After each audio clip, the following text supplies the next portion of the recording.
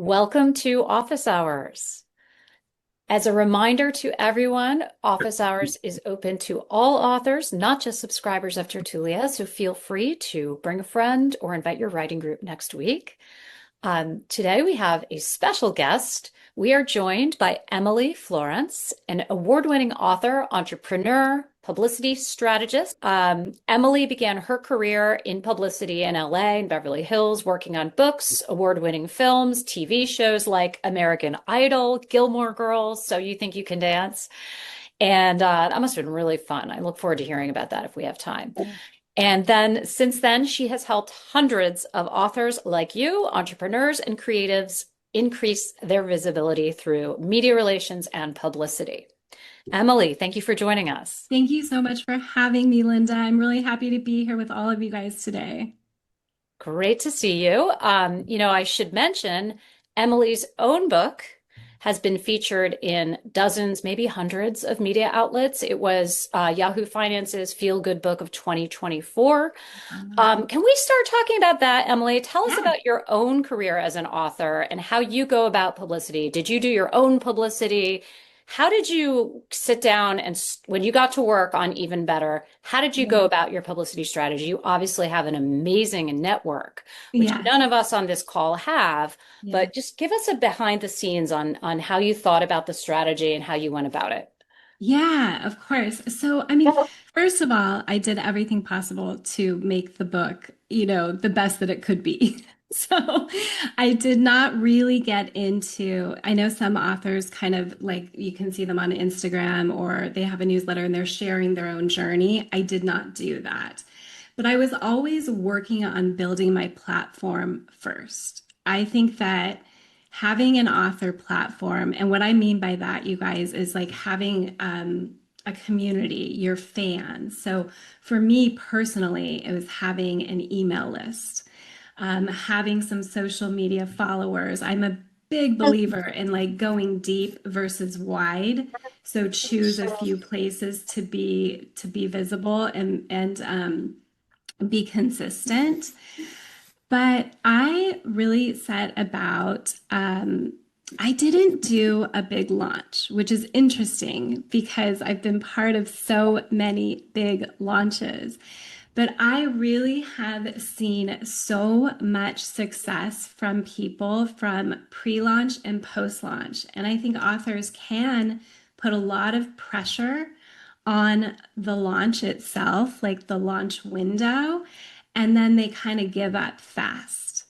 So I was just very focused on building my platform, getting the people who were part of my community, followers, getting them excited and primed, getting them to do pre-orders, help them kind of be like a street team for me in spreading the word, sharing on social, and also getting them to be my first people to write reviews on Amazon because, that can have a positive impact as well. But as far as media specifically, I really focused on podcasts, and we can talk like as we continue our conversation today, we can talk about my favorite media types, types of outlets, and also what like my clients and my students, where they're having success. Me personally, I focused on podcasts. I did want some big name media for credibility. So, like, let's say the Yahoo Finance or other, entrepreneur, other things like that. Credibility is important, but I also wanted to reach as many readers as possible. So, book sales, readers get kind of momentum going. And so I focus on podcasts. And I'll tell you 3 reasons that I love podcasts for authors is number one, they allow you to be connected to potential readers who they already love their host. They're more often than not, they are listeners who come back to the show every single week. And so there's already kind of this trust factor when a host brings you on. And Obviously, you want to make sure it's a good fit, right? Like you want to make sure that the podcast is that you're connecting with those potential readers. But also, I love podcasts because it allows you to really go deep. Usually, they're going to be 20, 30, 40 minutes, even an hour. And that allows whoever's listening to really get to know you. It allows you to talk more and go in like deeper into your book, your story. And I also love that podcasts live kind of forever now. You know, they're on YouTube, they're on Apple, and in the show notes, there's direct links. So it's just like an easy button to get people to go ahead and purchase your book immediately or sign up, subscribe to your newsletter, things like that. Fantastic. That let's get right into podcasts Sure. because I don't think we've ever done a session specifically on publicity, much less podcasts, Yeah. but it keeps coming up and people say, well, how do I do that? So let's get into it. I recently gave some advice to an author and my 3 cents here was one, start small. So don't go for the biggest and the best, but go for specialized interest or just small. Do a Yeah. few, sort of perfect your delivery, get used to what your pitch is. Yeah. Two, don't pitch your book. I mean, I'm interested what you have to say about this, Emily, but it's like pitch the Yeah. topic. Like here, tell us about, you didn't mention that much about what your book is about, but what is the topic that you're pitching? Because the storytelling around that topic, or is there a Mhm. seasonality or an anniversary? Think like a publicist, right? So it's like pitch the story and not the book and yourself. Yeah. I mean, unless you're famous, and I don't see any famous people on this call. And then third is I love what you said about like the show notes because you got to be ready. If you do capture that audience, don't squander it. And it's like amazing how easy it is to squander a good publicity opportunity if you don't have a good page set up. So have a page set up that's like, oh, my chapter on such and such is a sample chapter at lynda.com/World War II or whatever the topic is, and have Mhm. that ready to go. And maybe you have a special offer there. Maybe you have a welcome notice. That is easy. That's free and easy and strategic in terms of cultivating the audience. So they sound kind of obvious, but I've known kind of very smart and savvy people to not be ready at the ready with a landing page. So that's my 3 cents. Tell us what you do when you sit down with a client and you talk Yeah. about the podcast strategy, how to find Yeah. them, how to pitch. Yeah, absolutely. And you guys also, yes, because I did not share my book. It's called Even Better, Easier Ways to a Happier Life. And when I was pitching the podcast, it's exactly what you said, Linda. You're pitching topics. So I wanted to be on like-minded podcasts.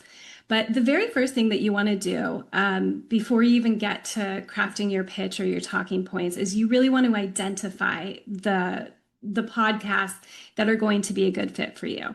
And I agree with you, Linda. I'm all about shoot for the stars, right? Like aim, go for the fences. But also, it's really nice to get your feet wet, especially if you're just getting started, and to find those smaller podcasts. And just because they're smaller doesn't mean that you won't get as much of a return. Like you can have incredibly small, like maybe there's only 100 people or 1,000 people that listen versus, 50,000 or something. But they might be more like loyal listeners. So the first thing you want to do though, really, is you want to identify those podcasts that are a good fit.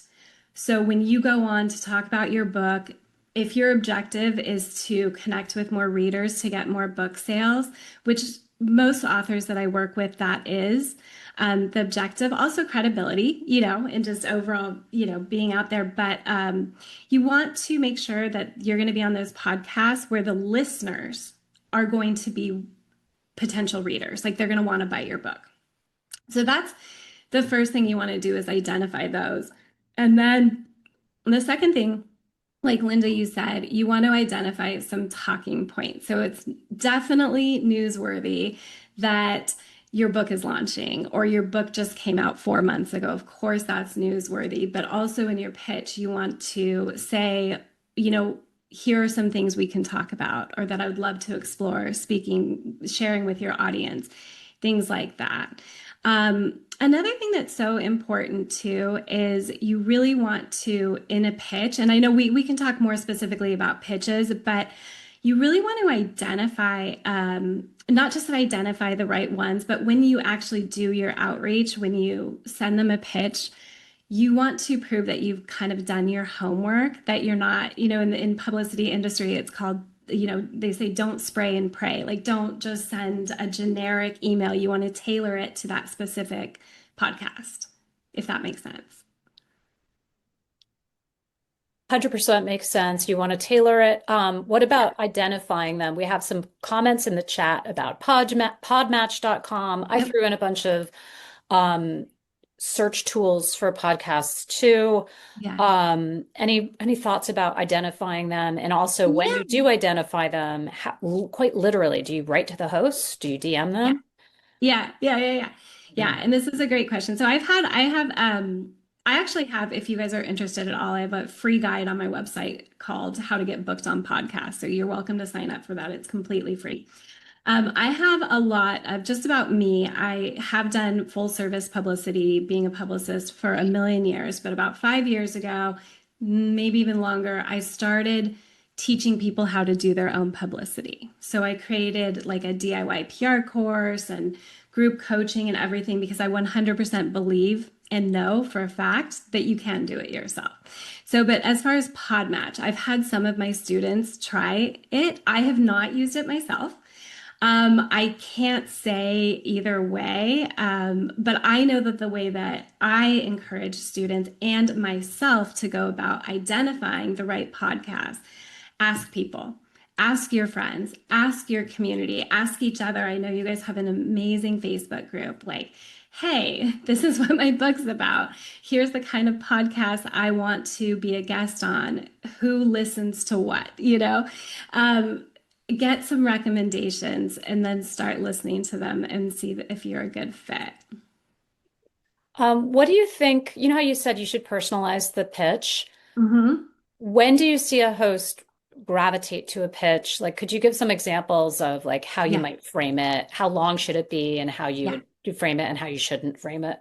Yes, absolutely. Okay, so a few things. Number one is keep it short and sweet, no attachments. Um, Not at first. If there's something that you want them to review, you can put a link to it or ask them for permission. There's just too many spam filters these days. Um, how I encourage my students, I have templates and everything that you guys can, I have a lot of free resources, but definitely an intro to ex introduce yourself, but also prove that you've done your homework and you're familiar with them. Definitely, Linda, you can reach out to the hosts. Oftentimes, there's producers. Um, Usually, you'll find out. So I like to go a little bit deeper. I'm much more about a quality pitch versus quantity. So often I will listen to a couple of episodes, make sure it's the right fit for me if I'm not familiar with it at all. Often I'll go check them out on Instagram or LinkedIn or somewhere and try to find any personal information. I have a dog. Her name's Harper. Every time I see somebody who has a dog, I say, "Oh my gosh, your dog's so cute. It reminds me of my dog." Or you may even see on LinkedIn that you went to the same school together or grew up in the same town or something, like anything to make you kind of be more personal. That's what that is more important. People talk about a hook, like this big hook thing. But from my experience, from my students, from everybody I've ever worked with, creating that personal relationship is so much more impactful. Then, when you go into a pitch, you definitely do want to like share your book, tell them who you are, and then go ahead and talk about like, I'm a bullet point kind of person. Journalists, like, they kind of, in this day and age, everyone just wants to get some information. And so I'm more like, here's 3 to 5 bullets of what we can talk about. I feel like these are rules for life, not just publicity. The like Yeah. personal touch, like it's like Yeah. sales also, right? It's like, Yeah. yes, you want to find somebody at the right time when they need to buy your product, but it's also Yeah. about that personal touch. Yeah. Absolutely. Um, Yeah. Some comments in the chat. I think it was David. I'm scrolling up. I think David asked, what about people that have their own podcasts Oh, okay. or authors that used to have a podcast? Mhm. Somebody, I think it was David, made the comment that, your point about podcast episodes being evergreen or Yeah. being perennial. How would you think about leveraging those over time, whether it's a guest appearance or your own podcast? So if you were a guest, Either if you're a guest or if you hosted a podcast. Like yeah. what, how can you brush those off? Should you revive them? Somebody asked, should I have them on my website? I would say yes. Yes. Yeah. Or a lot of times when you get into the bigger leagues of media outlets, right? Like we're talking Today Show, GMA, when oftentimes, if you're pitching them yourself or if you have a publicist or whatever, part of their vetting process is they often might ask for a reel, like a sizzle reel. It's not like an Instagram reel, but it kind of is. And it's basically like highlights of just showing how you show up, or maybe it's about your specific talking points. So definitely on your website, that's a place to do it. I personally, because Instagram, especially the algorithms, it just everything's I post something and it's gone in a day. Um, I bring back clips of podcasts that I was on all the time. Every time I'm on a podcast, I ask the host, like during my follow-up, I ask the host, can you send me, a link to the Google Drive or something to the full podcast? And there's so many tools out there that can cut them together. And some of the animations are a little cheesy, but there's so many tools that you can use to create 30-second Instagram clips or 90 or whatever. And what I do, and I just did this recently too for a podcast I was on over a year ago. But when you reshare that, like put that reel up with the new clip and you tag the host as a collaborator, I mean, that's how I usually do it. And then they share it. And at this point, they've generated all kinds of new followers, or maybe some of the people who were following them before, they just didn't see it because the algorithm, it goes by so fast. So that's something that I highly recommend. I am all about repurposing content as much as possible just to make it easy. Absolutely. Joanna asked another good question in the Yeah, chat. What about the timing of pitching? So you've said you're great. not always all about the launch. It's the Yeah, pre-order, the post. yeah, I think the post is really interesting yes, because you've got all these different bites at the apple with seasonality and news hooks and culture hooks to sort of bring yeah. back your work. But I think, she's got a book coming out in November. So she's like, well, do I want to wait until after the book releases or start reaching out to podcasts now? Conventional wisdom would be, Yeah. well, if you're doing it around your book, you want the book to be available at least for pre-order because otherwise is that opportunity squandered? What would you say to that in terms of her Yeah, timing? absolutely. First of all, congratulations. And that's a really November is a great time to launch. I'm going to say a few things. The first is you could start if you have a platform, especially if you have, a newsletter list or a social following, pre-orders available, you can definitely start booking yourself on podcasts right now. Go for it. There's no reason not to. But I also want to say that the launches, I did not choose to do a big launch. However, people who do, one thing that podcast hosts are very open to often is you can record now and ask them to hold off, to publish it, to make it go live within a certain 3-week window. I had one of my consulting clients, she wanted a big launch, and it really served her because she hit Amazon #1 in 2 of her categories in that launch week. But she was also a really busy, like with her full-time job. And so she would record here and there. And she just, we created a little like template for her to talk to the hosts about. But most of them, I would say about 90% of them agreed to publish during that 3-week window. And it was like she was everywhere. And it was really, really awesome. But I think that it's important that you don't have to put that pressure on the launch. I have one of my consulting clients, her book came out mid-January. She emailed me 2 weeks ago and she said, I have really exciting news. I just crossed selling 7,000 books. And 90% of those book sales were after the launch. I mean, that's a huge number. So, yeah. That's fantastic. I have heard of this doesn't have to do so much with podcasts and Yeah. timing, although that's very useful, Emily, what you just said about asking them to hold. I wouldn't have Yeah. ever even thought to ask Oh, them. yeah. I'd be like, oh, the producer's going to run it when they want, but Yeah. ask them and then they all go out together. Yeah. That's really smart. You do want to be aware, sorry to interrupt you, Linda. If you are going to do that, you do want to kind of be aware of like if I was recording next week and it wasn't coming out till November, I would try not to say anything like, "Oh, I'm loving watching the World Cup." Like you do kind of want to keep in mind the publishing date so that it's timely. Makes total Sorry sense. to go ahead. No, I was just this kind of rhymes with something I've been thinking about, which is book clubs. And I don't know if you have experience with pitching book clubs. It's not sort of hardcore publicity, it's kind of combo marketing partnership publicity. But I have heard of authors at various degrees of success having their book out for many months before they started pounding the pavement on book clubs. More book clubs, that begat more book clubs, and suddenly they are a best-selling book.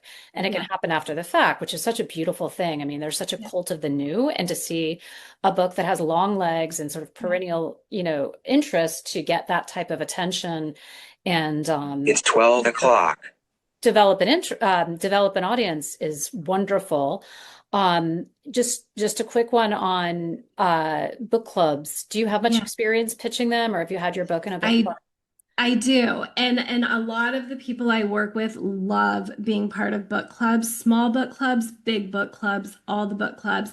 And it is wild. I had somebody in my it's called the visibility room. It's like a live, it's like what you guys are doing, but it's like a live coaching. And she started, her book came out 2 years ago. But she just was like, I still believe in it. I haven't reached enough people. Like, books have a long tail, like they have a long lifespan. Like, why not? And she ended up pitching book clubs, big book clubs, small book clubs. She got featured on a huge, it might have been Shakira. I can't remember. It was a big music like recording artist had a book club. I didn't even know about it.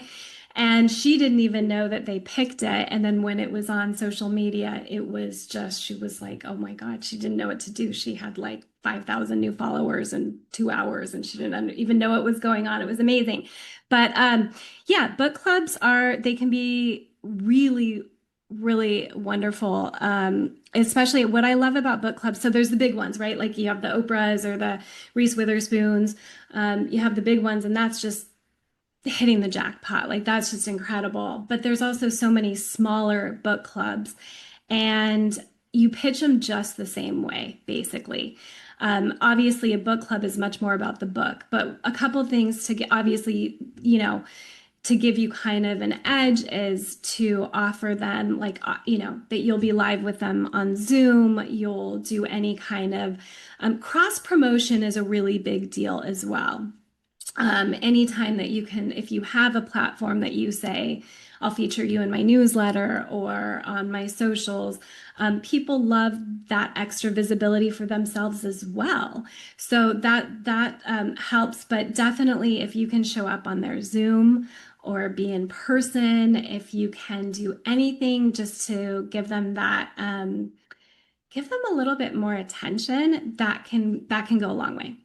And starting locally, starting specialized is like a great way to do that.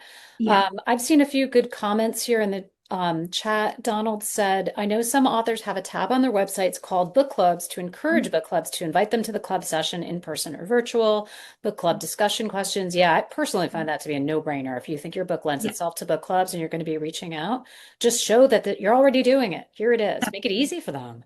Yeah. Give them a promotion to buy the books, give them a free copy to the leader, and then a promotion to the rest of them, 100%. Joanna said her first three books were published in 2011, re-released them, 15-year anniversary, and can't believe they're selling better now than before. Congratulations. That's See? awesome. I love hearing that. Love it. I love hearing that. Cool On the story. bookstore side of the business for us, tertulia.com, we are always looking for ways to bring back backlists, so to speak, and not just classics, but just backlists. Yeah. In our newsletter tomorrow, sneak peek, we're featuring this book that was everywhere 5 years ago, Great Circle by Maggie Shipstead. I mean, it was everywhere. It was all over beach chairs. And like now I don't really hear anyone talking about reading that book, but there are still many, many readers who have not, so it's just like why a book published 15 years ago is no worse than a book published today. So that's Yeah. fantastic. You're finding relevant, that's resonating for readers. Carmen said, I believe book clubs work better for different genres. What are your thoughts for children's book authors? Any experience with children's book publicity? That Yeah. is very specialized. And I think a Yeah. lot of in-person appearances are great, but curious on the media front I what love children's books. I have one of my students, she doesn't just write children's books, but she does. And podcasts have been a really good hit for her. There are so many parenting mom podcasts out there, dad podcasts, depending on the children's, what the story is. But she's done really well being on podcasts. So podcast interviewing with children's book authors. Yeah, great. Yes. Okay. Yeah. Bruce asks, I write psychological suspense. Is there much interest in that? Oh yeah, absolutely. So much interest. People love people love that genre, those themes. Absolutely. Great. Okay, let me see if I have some other inbound questions. We talked a bit about podcasts. Is there anything further that you want to say about podcasts? Because then I'd like to get into other things like blogs and media coverage. I don't think so. You guys, again, I have a free guide. You're welcome to sign up for it to get booked on podcasts. Okay, we covered identify the right ones for you. Um, covered a little bit about pitching follow up.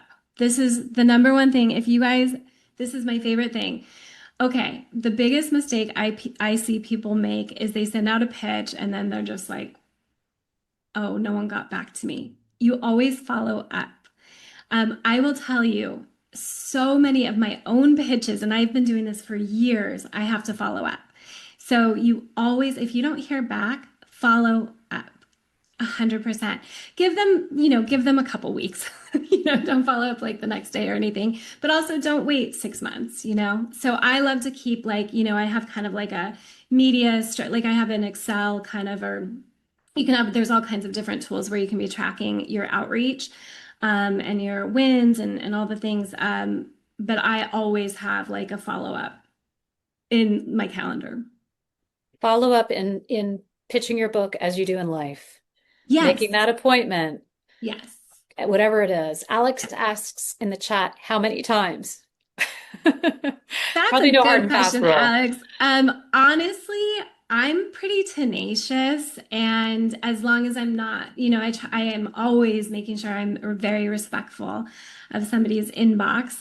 But I would follow up at least twice, definitely. And also, you can follow up for different things. I know for me personally, I did not do this big launch for my book, but I am doing, and I probably should have mentioned this, my audiobook is coming out next fall, and I am doing a big push for that. And that's the other thing I love about who was it Jessica or Jody who said 15-year anniversary? Like you can make, a lot of people I know are releasing audiobooks after their print have been out for years. And so you can definitely create kind of like generate new buzz or create new momentum, a new launch for anything. Congrats. That Thank seems you. like a great strategy. Yeah. Uh, Timesia asks, any advice for self-published authors? I've been sending emails and books out. The biggest response is that they don't accept self-published books. That is most certainly true with reviewers. Yes. My 2 cents here is, again, don't pitch the book. Pitch yourself and the topic. Anything you Yeah. would add to that, or have you had much experience with self-published authors breaking out or finding their Yeah, way? and a lot of the one that I mentioned of the 7,000 books, she was with a hybrid. So not indie self-published, but a hybrid. So not, the traditional, not the big five by any means. I would say at least 50-60% of the people I work with are self-published or they're with hybrid, more than, and I agree with what Linda said. I've never seen it hold anybody back. Yes, it is a little bit tough to, break into like the Today Show or GMA if you are a no name, like, and self-publish. That's very, very, very hard. You can work towards it though. But I've never seen any problem getting on podcast or posting guest essays, which is something else that I love to do and I encourage authors to do if they're interested in that. And I agree, it's not about like when you approach a pitch, it's really, and I really want you guys to hear this. If you take one thing away for pitching, it's all about how you're going to benefit them and their audience versus how they're going to help you. So if you go out the angle of like, I have this new book, that's great. But a journalist's job every day is to deliver value to their audience. So if you can demonstrate that you can bring value to their audience, they're going to be more likely to bring you on. And when I say like valuable, like talking points, like 5 things that you can talk about that would resonate, like that would bring value to their audience. And you bring in your book, of course, but it doesn't have to be the number one talking point. Super. That's really helpful. Yeah, I have more questions about that. But I do want to address some questions in the chat around reviews. And Okay. this is obviously a huge topic. I actually have a full guest panel in the works from some book reviewers to talk about this. But what's the publicist's take? Like, would you even go about reviews this day and age? Or do you spend your time more on finding a producer who loves your human story or finding, looking for specialized media that could use, you as an author, as an expert, or quote, reviews versus coverage? And if you do go after reviews, how do you go about that? Any words for indie authors? Yeah, I do not think I think so many reviews these days you pay for. And I'm not big on pay to play, but I think that are we talking about professional reviews, Linda, or reader reviews, or both? There's questions in the chat about both. Let's talk Okay. about professional reviews first, and Okay. then I would love your take on our reader reviews slash Amazon reviews. Like how important are they when you go to pitch a podcast, or, well, how much of an important signal are those? How Yeah. much time to invest in them? So both, Yeah. I think Yeah. professional and then reader. Okay. So the professional, of course, they're going. It always depends. It depends on your book and the genre. It depends on who it is. I don't spend a lot of time getting professional reviews, and most of my clients, even who try to, some of them get really good ones and they're happy, but sometimes they get ones that aren't that great. And then they're kind of like, oh, I just spent a lot of time on that. So I personally don't think that they are as important as they used to be. So that's kind of my overall take of that. Amazon reviews, I think, are much more important at this point in time because it's social proof. And especially when you're talking about podcast hosts, will they go and look at your Amazon reviews? Maybe, maybe not. But they're definitely going to Google you. They're going to get some kind of overview about who you are. And most likely they will go check out your Amazon page and get an idea of your reviews. Yeah. So I love encouraging Amazon reviews. And same with Barnes and Noble reviews, but more Amazon reviews, obviously, since I think 80% of books are sold on Amazon. So I definitely recommend encouraging you to get Amazon reviews. Great. Yeah. I mean, the social proof thing resonates up the food chain, right? So people Yeah. see that and then it kind of helps as a signal.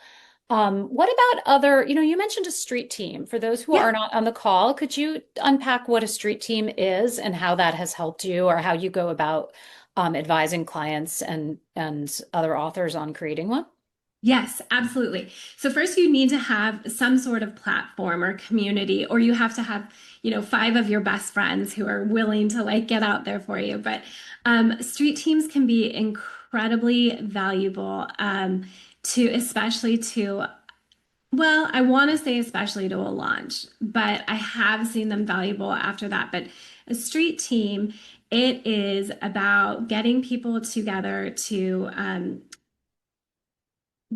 work on your objectives. Like for example, like, okay, street team you might kind of create a calendar for a street team and it's like, okay, this week we're all going to post on social media. Or I was part of a launch that I think there were about 500 people in the street team. So that was a big one. You can have a street team being 5 people. But, you can say, okay, like, if your last name is, begins with A to, M, you're going to leave reviews on this day or post on social media on this day or share this day. Street team people are great. They're kind of like surrogates. I wouldn't say that they go on podcasts for you, etc., but social media is probably the biggest way that they will be helpful in sharing your book, tagging you, writing reviews, doing giveaways. People love giveaways. I see all the time so much success with it doesn't have to be on Instagram or Facebook. It can be on Substack, or it can be just on your next door, your neighborhood community thing. But people love giveaways, and you can do things like have everybody on your street team to say on social media, I'm going to give away a copy of this book and it's signed by the author, things like that. Linda, was that kind of, does that address it? Absolutely, absolutely. I mean, I don't think that's, obvious to first-time authors, and people might Yeah. feel a little bit timid about it. Now, you Mhm. mentioned giveaways and giving copies. You certainly give your street team early copies. What's in it for them? Why do they do it? What motivates them? That's such a good question. You can do various things. First of all, it's surprising how much people really do want to support one another, right? Especially authors. I have never seen more community and camaraderie and it than with authors. Like when people are part of my visibility room or whatever, like I encourage them all to get to know each other. I encourage them to share books, to post each other's books on Instagram, to leave each other's reviews. People are so happy to help one another, and especially authors, because I think we are a special group, and I think most of us, we pour our heart into these books, and whether we want to have just one book for our lifetime or we want to have an author career, it's very personal for us. And I think that people really come together and help one another. Another reason, if you want to give incentives for a street team, for example, I sometimes, and you can do this also for pre-sales, like hosting free events online, right? Like before my book came out, I think I did it it wasn't Linda, it was like pre-order through the first week or something. Like anybody who bought, take a screenshot, send it to me, and you're going to I had an online workshop that I just gave to them for free. So, or other people will host like launch parties, like kickoff parties on Zoom, and it's just fun. That sounds great. It's actually fun, right? It's like Yeah, give people a chance to have some fun and connect. yeah, Alex just participated on a different author street team, Courtney Mom's Island Opt Out. That's awesome. And she's like, we do it because we love her and we benefited from her teaching in Substack. So yeah, I completely agree with you. I see it in our community that authors are so generous with each other. It's that old adage, ask for advice, get money. It yeah, really is true. It's just like yeah, partly that, and it's partly just like I think everybody knows how difficult it is to actually write the books, much less get them out there. So yeah. I see that generosity as well. Mhm. Yeah, Joanna mentioned, trying to help to post for each other. There's LinkedIn pods if you're more of a nonfiction person. Those I've found to be very useful in my own publicity efforts, just to sort of get in front of other people in the community, and then some of them cover it or they're journalists. So just leveraging Yeah, that, community interaction is great. What about, a lot of this stuff is like grassrootsy, like anybody can roll up their sleeves and do it with a little bit of energy and motivation. yeah, But what about hiring somebody to help you? Like, how important is it this day and age? The average person doesn't have media contacts and yeah, maybe feels uncomfortable pitching podcasts, much less media.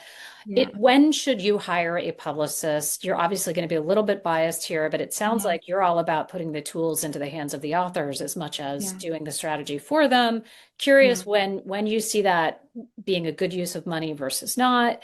And yeah, let's start with that. Yeah, 100%. It's all about time and budget.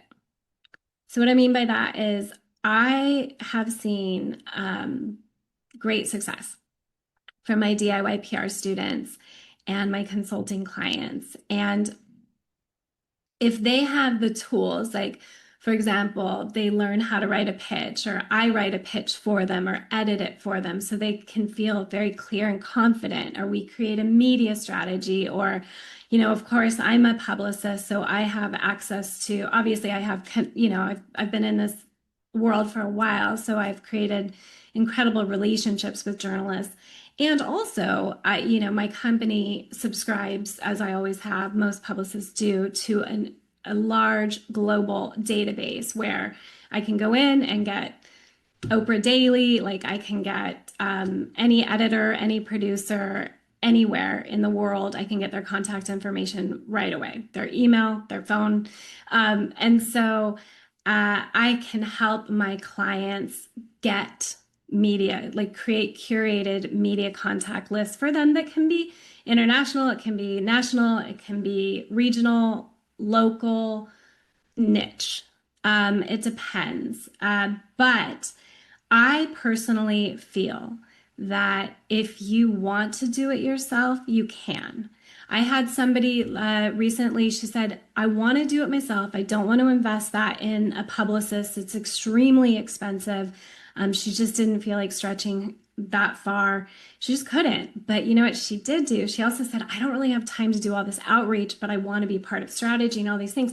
So she hired a virtual assistant to do the actual email pitches for her, to track the outreach in a spreadsheet, which I, gave them the template for that.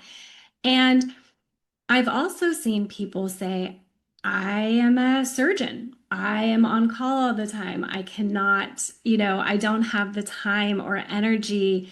I just want somebody to do it all myself. And those are people that can most benefit from a publicist. That's a very helpful breakdown. And when somebody is going about to do it themselves, so to speak, let's say you were having a coffee with them, which is essentially what we're doing right now. Yeah. What would be the three questions you might ask them about their book to identify the right channels of publicity for them? You need to know the genre, the storytelling. How should they think about, like, if they were kind of starting out on this journey to identify podcast, media, reviews, opportunities? What are the questions that you ask them right away? And then I have a follow-up to that. The first thing I ask is, what's your objective? Like, what do you really want? Because some people have one book and they really want to create an author career. They want to have multiple books. Some people have a book and it's almost like a awesome, like a big business card for them, right? They really have a book, but they don't really, it's really to, they really want that book to bring them credibility to their other business, or they want to go into being a speaker, or, a lot of people, like, they are like, I have a book, but I really want to be speaking on stages and do these other things. So the very first thing I ask people is, what's your number 1, 2, and 3 objective? And oftentimes they overlap. So most people say, it could be for you, it could be, I want to get credibility because I want this to boost my business. And some people might say, I just want to sell copies. I want to get my book in the hands of more readers. I want more people to know about me. A lot of some authors that I work with, they say, I want to cross that I self-publish, I want to cross that 5,000 book mark, because that's when you become really attractive to traditional publishing houses, especially the smaller ones, when you can go to them or go to an agent who, so many people are like, I tried to get an agent, I tried to get a publisher for years, finally, you go another way. But if you can cross that, 5,000 book sales on your own, you become incredibly attractive to an agent or a publisher who can also, I know this, I worked with somebody last year who, she had that exact same thing happen to her. She self-published and she crossed this one mark, and New World Library, a really great publishing house up in the Bay Area in California, they said, we want to redo it. We want to do your book and republish it. And they edited it a little bit, they made some edits, and updated it because I think it had been out for 3 or 5 years, Linda. So, yeah. So, the first question I kind of ask people is, what do you want? Because when you identify what you want, then the path becomes clearer. The second thing is, like, what do you want to do? Like, what comes naturally to you? What do you not want to do as far as promotion?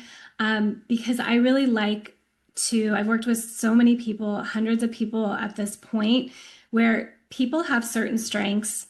They have things they really don't want to do. And I really like to help people to make it all clear, their strategy clear, doable, and true to who they are. Because I think it is so important. If you don't want to be on Instagram, don't be on Instagram. You don't have to be on Instagram. Or if you really feel like you should, you can have a storefront where you really show up, like do a post once a week, once a month, just to show you're alive and you exist. But I really like people to play to their strengths. So those are the first two questions I ask. Excellent. That makes a lot of sense. You're already a step ahead of me on the follow-up question to that.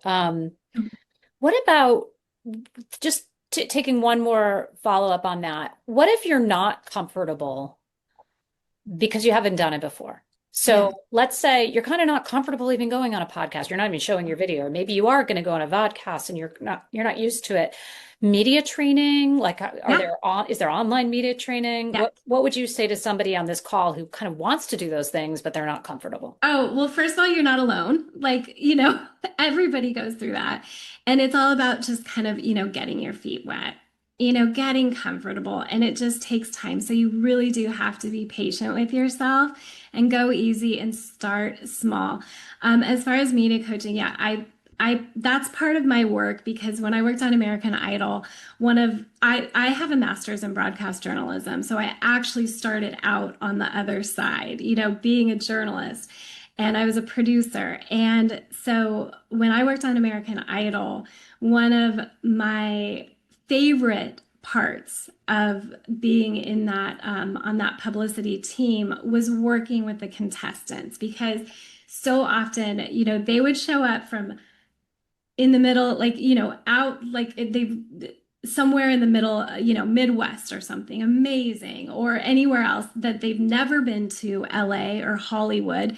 They have this big dream. They're incredibly talented to be where they are. And all of a sudden, they land and Ryan Seacrest is like, welcome to Hollywood. And like they have, we're setting them up with media and they're on red carpets and there's microphones and national TV and all this stuff. And it can be, even if you want it so much, it can be so intimidating and overwhelming. And media coaching, it's getting people comfortable with, especially with their talking points. And once you've identified kind of your talking points, you guys, those usually go into a pitch, and then you're just comfortable talking about certain subjects, and it just becomes a lot easier and more comfortable, but it also takes time. So you have to go easy on yourself for sure. Absolutely. I think making sure you talk about things that you know about and you're comfortable with. It sounds so Yeah. obvious, but there's an old cliche that when you're in a television interview and they ask you a question you don't know the answer to or you don't want to answer, you answer the question that you want to answer. So Yes. I would say the same goes for your book or your topic. Answer the thing Yeah. you know about, or Absolutely. just to be ready for it. Yeah. Kira asked a question. Everybody's plus one in here. I hope I pronounced your name correctly. Apologies if I did not. She says she gets tons of scam emails, and so do her authors. I guess she represents authors. How do you find legit publicists? It's such a good question. Like what questions do you ask? Of course, you have to research the person, but any Yeah. thoughts on that? Yeah, this is authors are, I'm really glad you brought this up. Authors are getting slammed with scams. And it's really, really frustrating to me because I see some of my students come to me and they're like, oh, this book club just invited my book. And it's, by the way, you guys, it's a real book club. Like, and it has a picture of the host of it, but it's not them. And they reply and they're so excited. And it's just, it's a scam and the people want money. So The first thing I want to say though is to identify scams because it's not just for publicists. I've been scammed. I mean, somebody contacted me and said they filled out my contact form on my website and said did you reach out to me? And my assistant was like, no, Emily does. We don't hold. We don't reach out. And my executive assistant said, can you forward us the email? And there, sure enough, it was this beautiful email written by me, not me. And I had to go through a whole process of informing the FBI and the police report and all this stuff, but it's happening. And I've talked with so many women who are in editors at big publishing houses. There's about 10 of us where we've been just overwhelmed. But to let you guys know, the first thing that you can do to identify a scam is it's always going to come from a Gmail. It will, and anybody who's a real professional, like most of us have, our personal website. So be really careful about that to see who it's from. As far as finding a legit publicist, I think one of the best ways to do, obviously, yeah, Linda, the website, we're all going to have like websites and stuff, but I always think it's a good idea to ask your author friends too. You guys are part of a Facebook group. Word of mouth, like recommendations are kind of the best way to go about it. And certain publicists are better with certain genres too. So like certain ones will be like just kind of like literary agents where they are really, what they kind of work on specifically might be nonfiction for women, or it could be beach reads, things like that. I hope that was helpful. That's very practical And I went on a advice. tangent That's there. very practical advice. No, no, no, no. I mean, it is like a colossal It's problem. bad. Yeah, I've and been they're on all targeting sides the of it. I mean, we authors. had a celebrity book club partnership and we're Yeah. constantly getting inbounds about that. Super, I think it looks like everybody in the chat is very thankful. Yeah, Rebecca Yaros is reaching out to me, famous authors, and we get them too. Oh And, yeah. for all of you on the call, we've definitely had people coming in and complaining to Angie or Ilea, what can you do about this? We are constantly putting in spam controls on the contact form, but there's like only so much you can do. We have certain words that we block out. We block out things like winner because, and there's a fine line, right? Yeah. So we're doing as much as we can with different security controls there. But you just really have to vet the person. 100%. We just Yeah. have to be so cautious. Yeah. Yeah. Well, there was a lot of love in the chat for this informative session. We will put the replay on YouTube because there's gold in here. Yeah. Really appreciate it, Emily. It's just so cool to Oh. hear your story as an author. I love, I don't think I quite grasped until this call how much you're trying to empower the authors themselves as much as do the strategy for them. And that's really cool to see. That's like a really, I think, useful, you'll be a continued useful resource for this community. So Yeah. really glad you could make the time today. Thank you so much, Linda, for having me. And you guys, it's so wonderful to meet all of you. And I think I'm going to join your Facebook group. Maybe we can stay connected. Be happy to offer any advice. I'm on your team. I'm on your journey with you. And we all are in this together. Mhm. And so definitely I'll join the Facebook group. Stay in touch. You're welcome to sign up for my visibility newsletter or any of my free resources, or connect with me on Substack and Instagram as well. Fantastic. We will Yeah. all do that. Thank you so much.